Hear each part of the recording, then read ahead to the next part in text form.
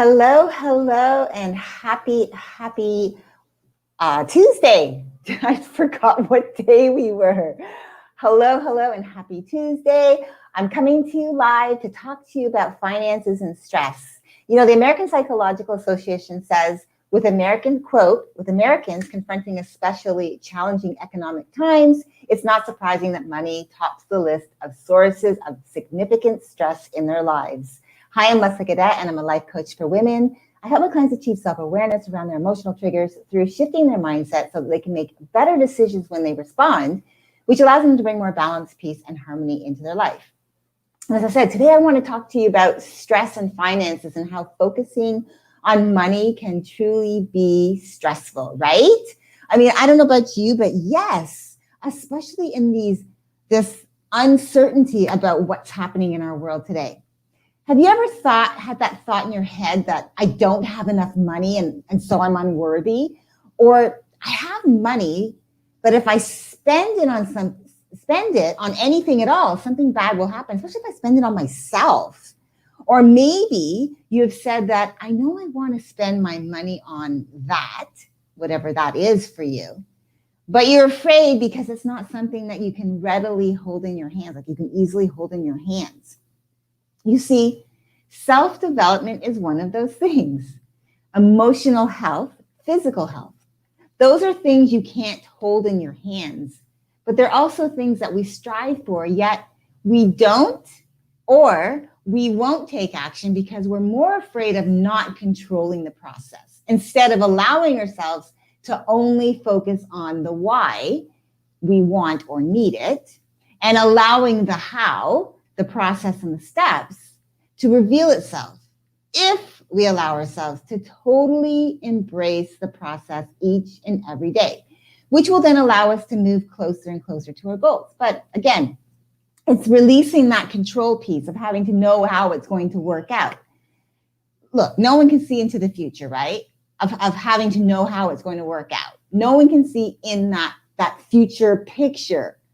Like, what is it? How's it going to look? How's the process going to go? What am I to expect every single moment of every single day of doing this whole self-development, self-awareness stuff, right? Plus one of the things I always talk about is in order to be able to do the self-development, self-awareness, self-love, all of those processes, you have to be open to and accepting of change because change is inevitable. No matter what, change is going to happen. And allowing yourself to pivot because something better may be waiting to reveal itself to you. So let me repeat that to you. If you are open to and accepting of change, because you know it's going to happen whether you want it to or not. So I think in the bigger scheme of things, it would be better to be open to and accepting it rather than being dragged and kicking along, screaming because things are changing. And by allowing that, you're opening yourself to receiving something better to reveal itself to you. So let's talk money. In particular, not enough money. Focusing on the lack of money causes fear that you won't have what you need when you need it. It can even go so far as you staying stuck and not reaching out for help to better your situation. So you'll stay stuck in the safe zone, meaning miserable, unhappy, and fearful, and do nothing because it's easier to stay stuck than it is to open up and take a look under the hood or take a deeper dive to figure out the why behind your fear because of what that deeper dive might reveal about you and your limiting belief around money. How about not spending money or afraid to spend money? Now, this goes hand in hand with not having enough money, that mindset of not having enough money, and then having to take that deeper dive to figure out the why behind the limiting belief and maybe asking for help because you're afraid to spend it on something that you can't hold in your hands. Self-development is valuable and, in my opinion, priceless when it comes to your overall emotional and physical well-being. But again, it's something that you can't hold in your hands. It's something that you gain, whether it's through gaining more confidence, gaining self-awareness around your triggers and how you're emotionally stressing out, maybe about your finances and focusing on a lack money mindset. And instead shifting your beliefs around money to more positive ones, like money wants my success and will support me, and I will always have what I need when I need it. You know, I used to be this way, having that if I spend money, something bad is going to happen. I felt that money didn't have my back, that I wasn't deserving to live abundantly, and that if I spent anything at all on something that I truly wanted or needed, even self-development tools, that something bad would happen and I wouldn't have enough money to figure it out. Which leads to maybe you overspend or binge spend on things you don't even really need or ever use. I've been there and done that too.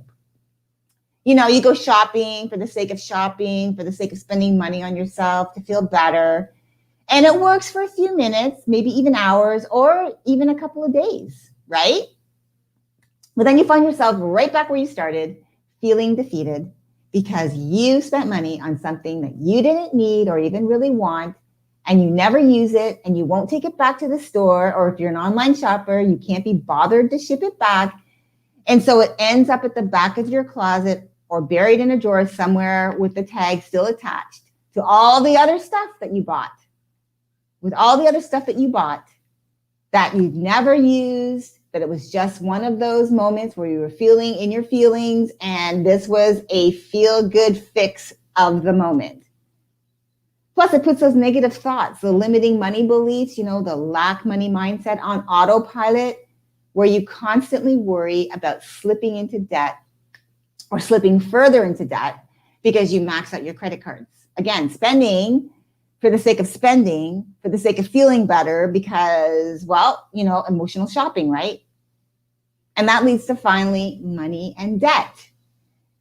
Being in debt causes worry and stress and can even go so far as to mess with your sleep patterns. It can affect your relationships with others, whether it's personal or professional. And you maybe even go so far as to isolate yourself from others and end up feeling super lonely, misunderstood, and most likely extremely angry. Angry at the world, angry at yourself, angry that you don't have enough, or you're in that mindset that you don't have enough, or you won't have enough, or you're not deserving, or you're not worthy. But there's hope. There always is hope. So if you are dealing with stress and finances, I want to just be able to invite you to my women's group.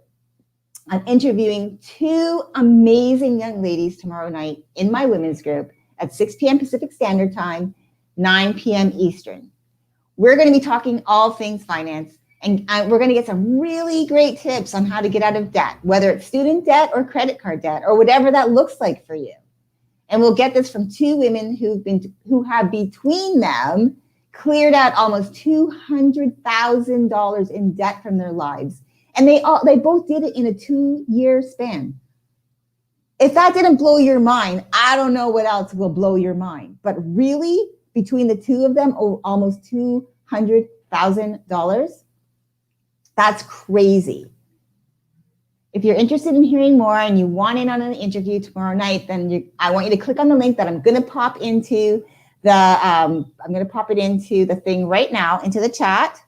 So, actually, I'm going to have to do it after the video because I'm using StreamYard right now and I didn't set it up where I was able to chat live. So I'll put that in the link in the comments, the link to the group to join my free women's group, Transform Your Triggers for Success community. Come on over and join us. This is a great place for you to learn about just, everything, emotions, mindset, all of that stuff. But tomorrow, I make sure that I set up these interviews that are definitely self-development to help you better yourself in all different areas of your life. So if you're dealing with stress and finances, like I said, I'm interviewing these two women tomorrow, and they, between them, like I said, almost $200,000, blows my mind. They did it within a 2-year period. And it's like, wow. So I'm hoping and I'm looking forward to seeing you there. I'm Leslie Gaudet, and I'm a life coach for women. I help my clients achieve self-awareness around their emotional triggers through shifting their mindset so that they can make better decisions on how they respond when they're triggered, which allows them to bring more balance, peace, and harmony into their life. Remember to navigate your day with an attitude of gratitude, because with the right attitude, it puts you in the right mindset. Even though mindset can be your beliefs, it also is a state of mind to help you take on life's challenges, whether it's roadblocks or darts that life is throwing at you and sometimes missing you, right? Because you're moving, but sometimes they stick and you're in a better place to deal with those things. Don't forget to click on the link. Seriously, tomorrow you do not want to miss out on this amazing, amazing interview. All right, guys, I hope that you have an amazing, maybe I'm able to do this. I think I am. What? I think I just I did. Whoop, whoop. I was able to put in the chat. I put it in there. So if you're interested, click on the link in the chat. Sign up, come join the group. Looking forward to meeting you there. All right, I hope you have a great rest of your day. Talk to you soon.